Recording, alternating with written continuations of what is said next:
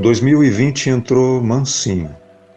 O bom e o ruim das rotinas nos habituavam, como de hábito. Nossas nem sempre confortáveis zonas de conforto gerando sempre os motivos suficientes para que nada mudasse. Mas a onda já havia se formado e ainda que fosse muito claro que ela chegaria, quando chegou nosso admirável mundo desmoronou. Depois disso se dizia, iríamos mudar. Nos tornaríamos melhores e o mundo se tornaria um lugar mais seguro. Bobagem. As mudanças foram pequenas e para poucos. E o mundo ficou igual, talvez pior. A onda que nos cobriu era, no fim das contas, o conjunto de uma obra de séculos. Um delay, uma mensagem vinda lá de trás. Porque é assim que a natureza se manifesta.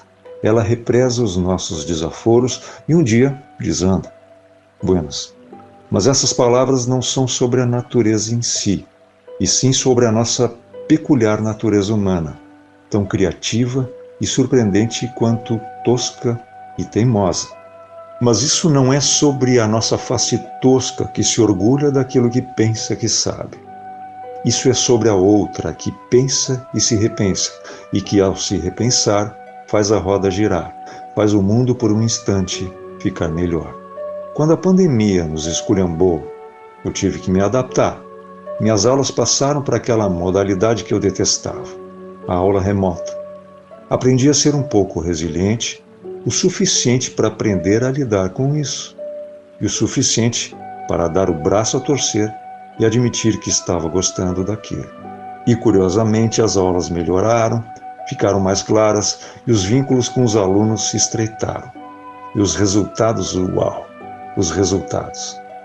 Passaram 4 anos e essas palavras resumem o aprendizado precário de um professor que se encanta com um desenho ou uma pintura de um aluno que entendeu que a provocação do exercício proposto gerou uma coisa nova que ninguém, além daquele aluno, é capaz de fazer. Hoje, nas aulas presenciais que voltaram a ser majoritárias, existe algo diferente. Os resultados podem até ser os mesmos, mas a capacidade de perceber o que eles dizem é outra. Desculpe, eu falei alunos? Não, alunas. Meus alunos são alunas. Isso me deixa pensando. Parece que é a face feminina da humanidade que vai nos tirar do atoleiro. Não necessariamente as mulheres, mas a nossa face feminina, que como homem também tem, e que como homens é besteira negar. O feminino parece ter mais desenvoltura quando o desconhecido está na folha ou na tela em branco. Ali, tudo é possibilidade, e a aluna ou aluno tem o lápis ou o pincel na mão para se redesenhar e assim redesenhar o mundo.